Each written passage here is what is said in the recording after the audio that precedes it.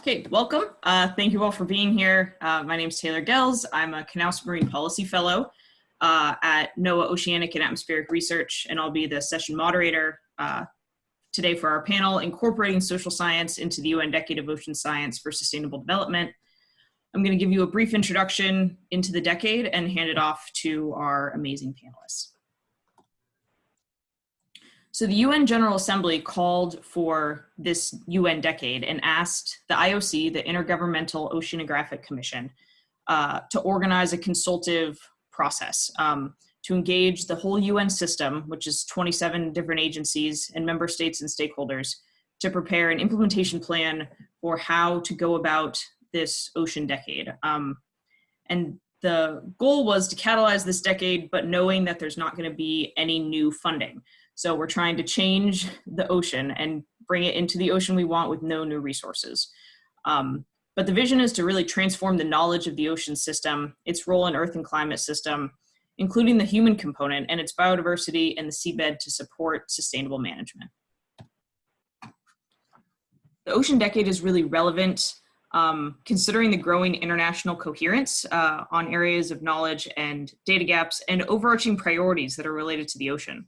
So a number of these meetings that have taken place since 2017 have really helped guide the development of the implementation plan and helped us realize on a global scale, what are our priorities for the ocean? And a big takeaway from these meetings is that we can't spend the next decade just doing science for science's sake. The decade is meant to move past the diagnoses of ocean health and work towards determining feasible solutions to contribute to future sustainable development of a global society. The Executive Planning Group, the EPG, is an expert group comprised of 19 members from around the world who are serving as the kind of advisory body for this decade. They're providing advice on the form and structure of the decade, supporting the development of the implementation plan, and engaging stakeholders globally, and truly making this a global decade. So the combination of these regional meetings that have been held since 2017, comments by member states, and the guidance of the EPG has led to the development of 7 broad societal outcomes that represent a global consensus on where we should be and what we hope to achieve in 10 years. So I'll briefly go over these societal goals. They're things that you recognize as being important in terms of the ocean. And on these next few slides, you'll see the related sustainable development goals, the UN SDGs, that relate to these UN decade goals. So a clean ocean, a healthy and resilient ocean, a predicted ocean, a safe ocean, sustainable productive ocean, a transparent and accessible ocean. And this most recent one is an inspiring and engaging ocean. And this outcome was added based on member state comment into the most recent version of the decade's implementation plan. Because of the critical need that's been recognized for more ocean literacy, which underpins really all of the outcomes. This is the framework that guides the science side of the decade. This is how we get from the ocean we have here on the left side of your screen to the ocean that we want on the right. And the broad objectives in the middle outline what steps are needed to get there. And these decade objectives are focused on change. How do we get from the ocean we have to the ocean we want? And these objectives need to be realistic, measurable, and achievable, and if achieved, result in outcomes and benefits that are tangible and significant. They should make a real difference and provide real value for stakeholders and have an impact at the science policy interface. And all disciplines need to answer these questions for themselves. And that's what our group of panelists will try to do today for us, or at least start the conversation to help make this really abstract concept of a decade more concrete, answering questions like, what do decade actions or projects look like? And the decade is really about more than science for science's sake, and that's what our panelists are going to talk about today as well. Really want to emphasize that second part of the decade that is for sustainable development. It's about science, policy, law, tech that has direct implications for improving society and working towards these UN Sustainable Development Goals. Before I send it to our panelists, I just want to do a few key takeaways. First is that this decade is about moving away from business as usual. If 2020 has taught us anything, it's that our normal way of business isn't going to work anymore. The decade's built around the idea of fundamentally transforming the way that we do science and even the science that we do. Building off that, the decade presents both an opportunity and a challenge for communities in the public and private sector, NGOs, academia, and beyond, to think about what an ideal ocean would look like. We're often stymied by X number of dollars or 2-year funding cycles, but the decade is challenging us to think beyond that and really consider what would be necessary to achieve these societal outcomes. And lastly, there's going to be opportunities for all to get involved. There will be different scales of projects underneath the decade, ensuring that every action towards a better ocean future counts under this initiative. So this is our list of panelists today. We're going to start off with Stephen. All right. Thank you very much, Taylor. And that was a really fantastic overview. It's the first time I've seen an ocean presentation that brought in Moana. So that was definitely inspiring and awesome. I appreciate the opportunity also to get to be part of this panel today. This is exactly the type of work that is the reason that my group does what we do and why we enjoy doing it so much. So it's great to be on the panel with people who share that similar thought process and are committed to our oceans. So I thought I'd start by just doing a quick background on myself. So I'm Stephen Scyphers. I'm at Northeastern University's Marine Science Center and in our Coastal Sustainability Institute. And my group researches and studies coastal social ecological systems. So we basically work at the boundary of natural science and social science. And a lot of our projects focus on coastal resources, particularly shorelines and fisheries. And so in this space, that's where a lot of our research is, but we also teach courses that are trying to push the boundaries in the way we're thinking about studying and more sustainably managing our coasts. So the couple of courses that I teach, I wanted to mention are sustainable development. So where we're focused on the UN's sustainable development goals. So a lot of connections to the decade of the ocean, and then also a course on applied social ecological systems modeling. And so I wanted to mention those because those are really the types of courses that we're bringing our university perspective, which is one of the things Taylor asked me to cover, to equip our next generation of scientists and practitioners and really just problem solvers to be able to pull the skills and pull the theoretical proficiencies that they can from the natural science and the social science, because we realize that's really where the problem solving space is going to occur. And so with each of us showing one slide, this is my typical cover slide for a lot of the presentations I give. And I always actually mention when I show it that I could give an entire talk on what our lab does with just a picture like this. And so it's kind of neat to get a chance to do that. So this is a picture, if you know where it's at. This is in Key West, Florida, right when you come on US 1 into the island. And I'm standing out in the edge of the water. And so that's, if you look kind of across the image from left to right, what you see first is a seawall. So there's a concrete seawall there separating the road. You can see the very top of some cars that are parked on the other side of the seawall, because that's a major road on the other side. And then working across, there's this big patch of mangrove that goes all the way along the seawall and then stretches out into the north side of the Keys. And so this is a system here to where you can already see this is at the ocean. It's not just about life below water. And so Taylor, there might be a couple of pop-ups, and if you want to click twice, you can go ahead and do both if you'd like. Thank you very much.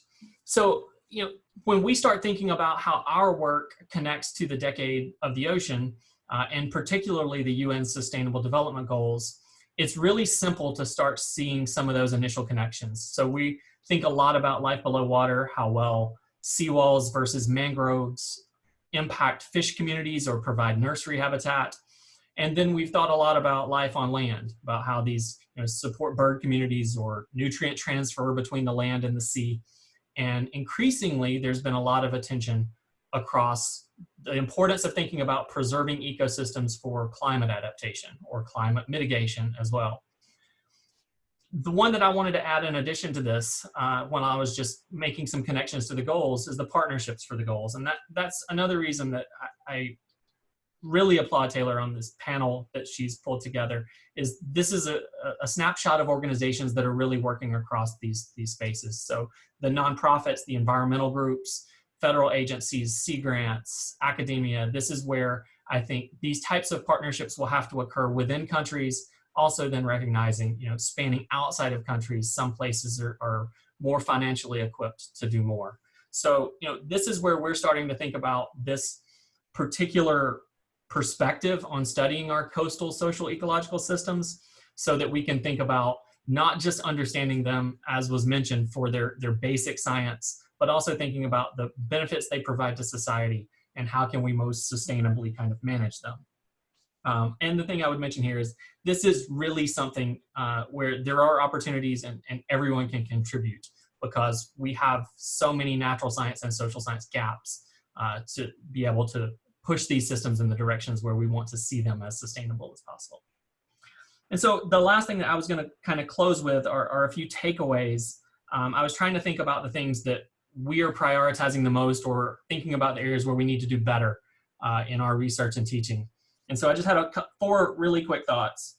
The first is really this slide. We've got to integrate more the Sustainable Development Goals into everything we do. There's really something there for everyone, depending on what they're working on across the basic to applied science perspective, or the natural to social science kind of spectrum as well. And I think everyone should work in that space. For our group particularly, I think the emphasis on problem solving is super important. Northeastern's motto is use-inspired science, and so we're really committed to doing work that we see an application for on the other side, and integrating that into our teaching. The third thing for us, I think, and this is something that universities particularly have to do, but also agencies have to address as well. And it's nice to see some of the agencies that are already doing this, particularly, the one that I would mention is NOAA, and their climate program is busting out of the disciplinary silos and allowing research teams to work together and try new theories and develop things, because that's where the solutions will come from. And then the last thing I actually kind of scribbled down during the intro that Taylor was giving is thinking about, from the ocean we have to the ocean we want, really important to define we. And I think in the times we're in, thinking about inclusivity and social justice, and recognizing that it shouldn't just be the powerful voices defining we. We really need to work with communities and help that we be defined from the bottom up, so that we have solutions that are scientifically sound, but are also socially just. So that's just, kind of my quick intro, and I will pass it along and then try to tune in for the question and answer session as well. Thank you. Thanks, Stephen. That was really perfect. Let's go to Athena. Great, thank you. Can you hear me? Yes, we hear you loud and clear. Great. Thank you very much, Taylor, and thank you for the ability to have this opportunity to talk about the ocean decade, and also trying to insert some cultural heritage into the decade of ocean science. And my background, I'm a maritime archaeologist, or a marine archaeologist, and my research and capacity building programs really focus on maritime coastal heritage management, and looking at geomorphological change along coastlines, river valleys, and past marine resource exploitation, past fisheries, and how they affect modern fisheries. I'm giving this talk today in association with Anthony Firth, my co-chair of the Ocean Decade Heritage Network, and our efforts in trying to build some outreach within the decade family itself, but within our own communities of heritage managers, but also marine scientists. So within Our Ocean, Our Future call for action, launch of the first UN Ocean Conference in 2017, member states recognize that the ocean forms an important part of our natural and cultural heritage. And stakeholders were called upon to develop comprehensive strategies to raise awareness of the natural and cultural significance of the ocean. And additionally, the draft roadmap for the decade from June 2018 states that ocean science should be interpreted broadly as encompassing social sciences and human dimensions. And the Decade Initiative, therefore, really presents a once-in-a-lifetime opportunity to improve the focus on the ocean's natural and cultural heritage. And that's where we come in, hopefully. So towards the end of, or in 2019, with partnering with UNESCO IOC, the Ocean Decade Heritage Network, ODHN, was established, and we're now a recognized partner of the decade. And like I said, myself and Anthony Firth are co-chairs. We have a provisional governance board of about 11 members and over 150 members worldwide. We represent key stakeholder group of the decade. So we're cultural heritage specialists. So that means marine archaeologists, heritage managers, anthropologists, ethnographers who work in marine, underwater, and coastal environments. So we come from national and international governing bodies, academia, NGOs, and from the public. So we are part of the social sciences referred to in the decade. And the aims of ODHN are really to raise awareness in the cultural heritage community and science community of potential paths to integrate the social sciences and human dimensions into the decade's originally 6 societal outcomes and now 7. And here I'd like to highlight projects that apply, the projects I'll talk about are on our webpage, which you can see the link at the bottom of the slide here.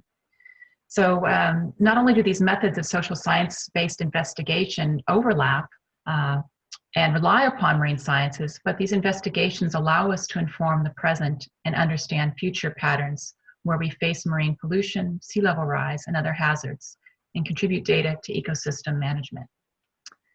And some of these, of course, are also published in the article at the bottom, cited at the bottom of the slide. For a clean ocean, if we think about how cultural heritage can contribute to a clean ocean, it's by enabling a better understanding of the extent and risks of legacy pollution from shipwrecks, mining waste, and land-based sources. A clean ocean is also important for the long-term preservation, of course, of underwater cultural heritage, or UCH. So there's been studies conducted on wrecks from World War II, metal wrecks up in Scapa Flow in the North Sea. There's an EU Interreg project focusing on these specifically. Not only the oil pollution from fuel from these wrecks, but also the metal giving off pollutants itself as it disintegrates in the marine environment. It's a very important project.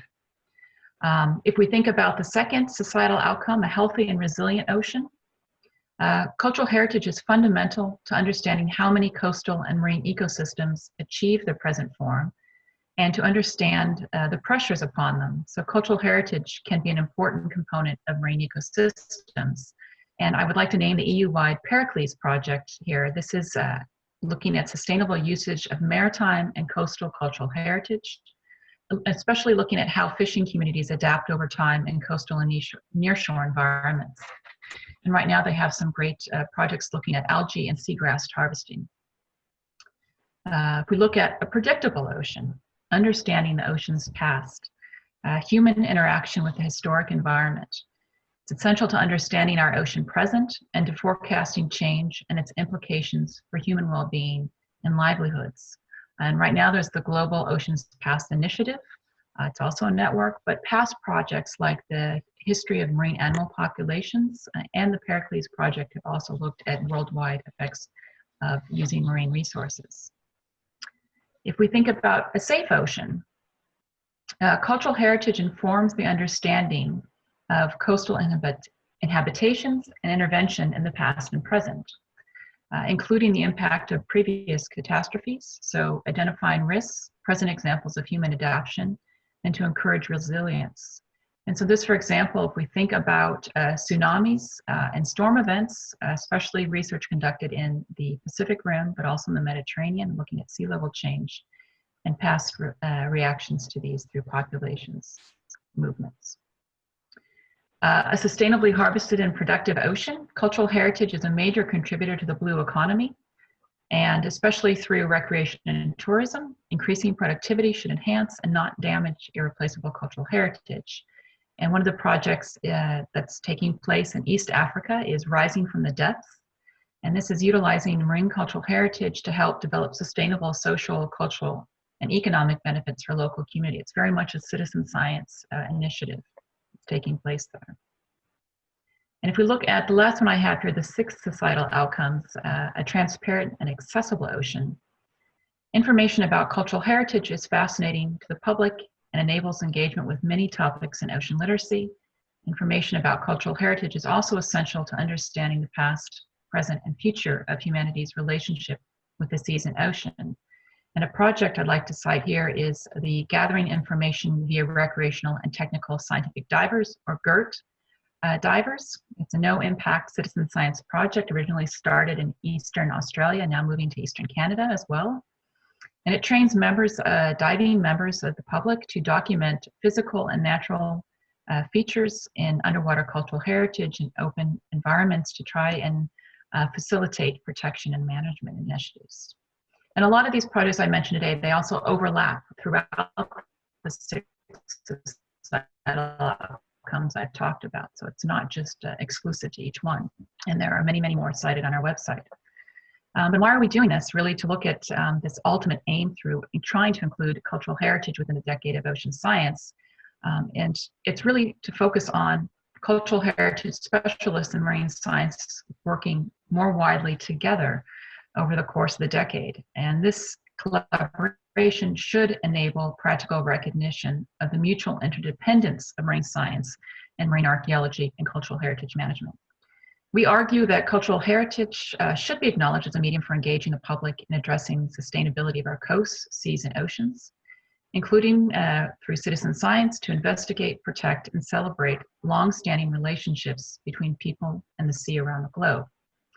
Our overriding objective is to ensure that by 2031, we no longer need to lobby the place of clarity.